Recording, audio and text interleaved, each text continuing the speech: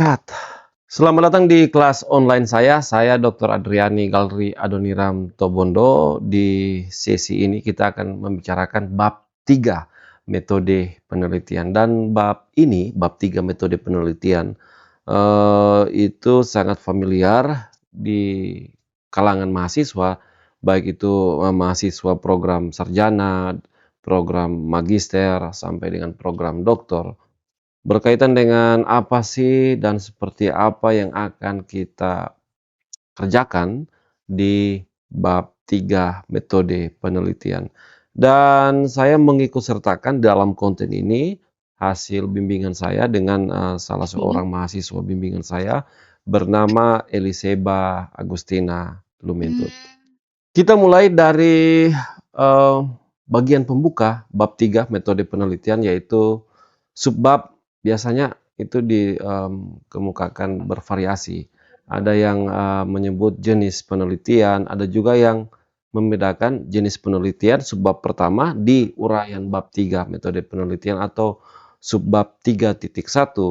Kemudian dibedakan menjadi 3.2 pendekatan penelitian. Ada yang menggabung dalam pengertian subbab 3.1 itu ditulis seperti ini, jenis dan pendekatan penelitian. Dan seperti apa sih sebenarnya kalau kita pisah atau kita gabung? Tapi sebelum kita mulai, saya ingin memperkenalkan ada beberapa cara atau trik menulis bab 3 metode penelitian, terutama itu menyangkut subbab 3.1 jenis penelitian.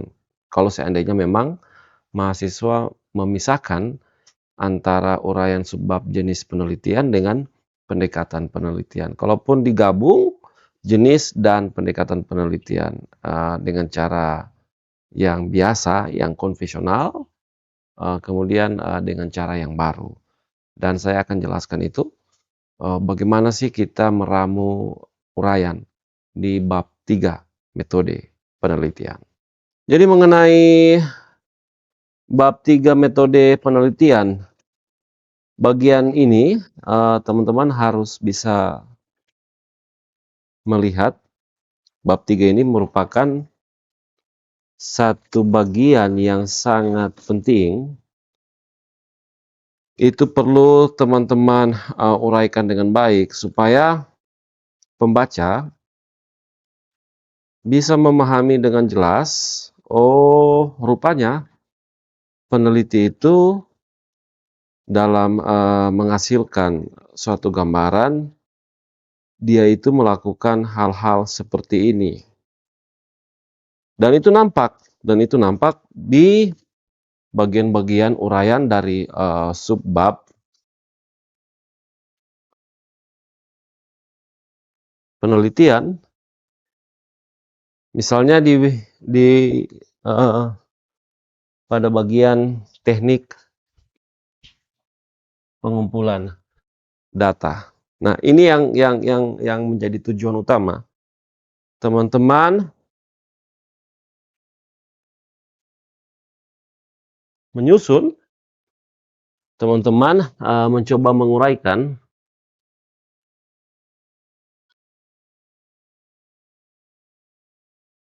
hal-hal yang akan membantu pembaca bisa memahami arah dari kegiatan penelitian yang teman-teman lakukan. Seperti ini lembar kerja draft. Maksud saya draft di sini lembar kerja dalam pengertian draft. Proposal penelitian ini untuk skripsi program sarjana strata 1. Seperti ini draft proposal skripsi dari rekan kita Bella, atau nama lengkapnya Eliseba Agustina Lumentut. Nah, sebelumnya di sini nanti kita akan jelaskan kenapa saya menyarankan untuk menggabung ini, jenis dan pendekatan penelitian. Sebelumnya ada uraian tertentu di sini, uraian tertentu yang saya lihat itu yang pertama, rekan kita, Bella, itu porsi dari pengertian berkaitan dengan jenis penelitian itu dapat dikatakan sangat-sangat sedikit. Dan karena itu kemudian saya sarankan untuk membedakan, dibuat berbeda. Jadi subbab 3.1 itu ada lagi subbab yang baru 3.2.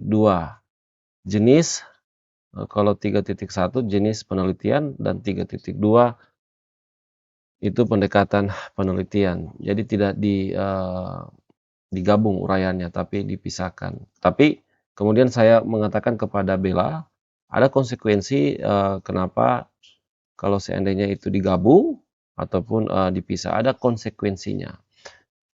Dan konsekuensi pertama yang saya sampaikan, otomatis Bella itu uraiannya itu akan melihat atau seluruh alur ya berkaitan dengan jenis subbab 3.1 jenis penelitian dan 3.2 pendekatan penelitian.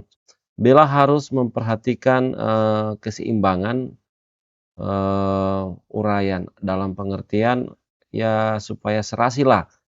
Kalau seandainya di 3.1 itu kurang lebih ada 5 paragraf, maka 3.2 itu ya setidaknya 4 atau 5 paragraf juga. Dengan komposisi baris di setiap paragraf itu artinya ya kita melihat itu tidak pincang sebelah, tapi ya serasi untuk berkaitan dengan kerapian atau tata letak uraian di bab 3 metode penelitian khusus untuk 3.1 jenis penelitian dan 3.2 pendekatan penelitian.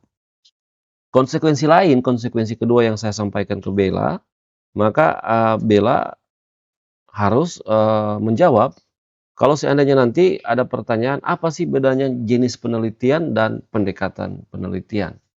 Nah, ini kan pertanyaan yang sederhana, tapi ini menguras tenaga kita untuk kemudian bisa menyampaikan kembali apa yang kita ketahui dari jenis penelitian secara teoritis dan pendekatan penelitian secara teoritis. Ini konsekuensinya. Kemudian mahasiswa bersangkutan dia bertanya lagi ke saya, "Jadi Pak, apa yang kira-kira menurut Bapak apa yang akan saya lakukan?" Ya, kalau kau tahu konsekuensinya, maka kalau saya, ya digabung saja karena itu sepintas uraian sebelumnya, ini bukan uraian Bella sebelumnya, ini hasil konsultasi. Ya, uraian sebelumnya memang arahmu itu di sini harus ada ditambah jenis dan pendekatan penelitian. Dengan komposisi atau bentuk praktisnya, ya uraiannya seperti ini. Nah, ini yang saya sampaikan kepada Bella. Jadi pertama yang disampaikan itu pengertian penelitian kualitatif, kemudian bentuk penelitian kualitatif atau sifat dasar penelitian kualitatif.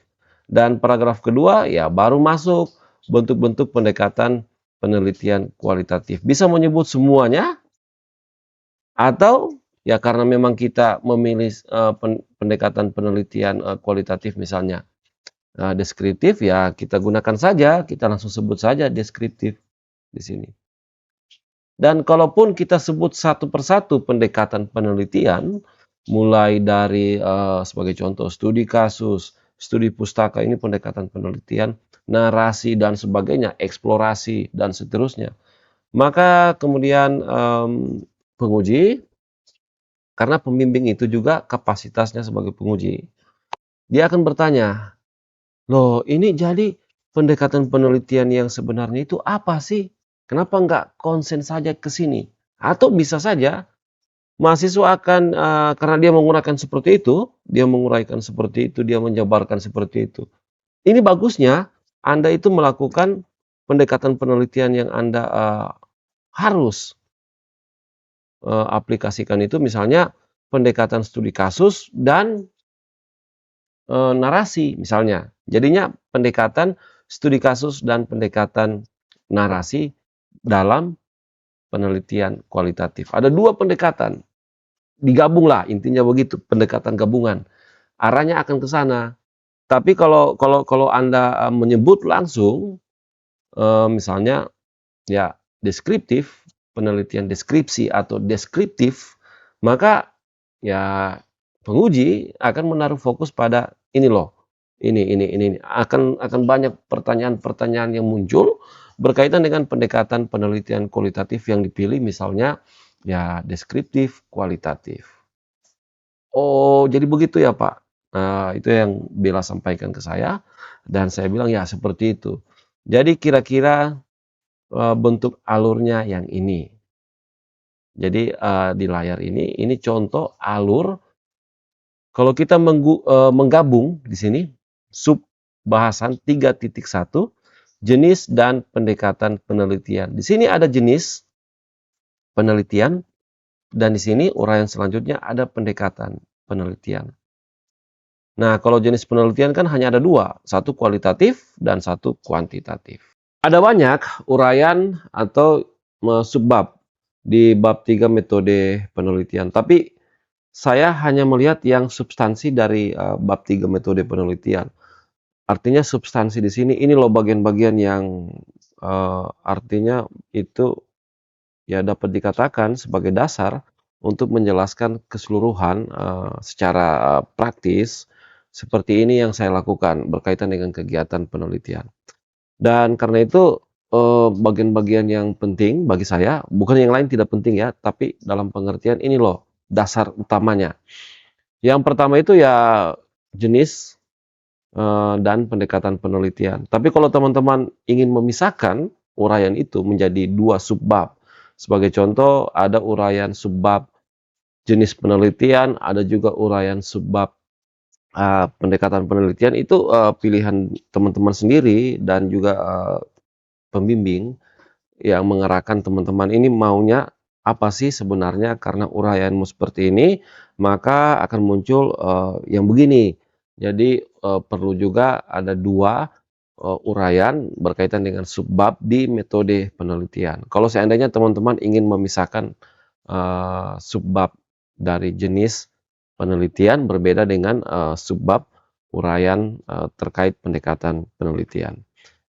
Dan uraian berikutnya ini berkaitan dengan lokasi dan waktu penelitian, kemudian uraian berikutnya teknik pengumpulan data, dan uraian yang terakhir teknik analisa data.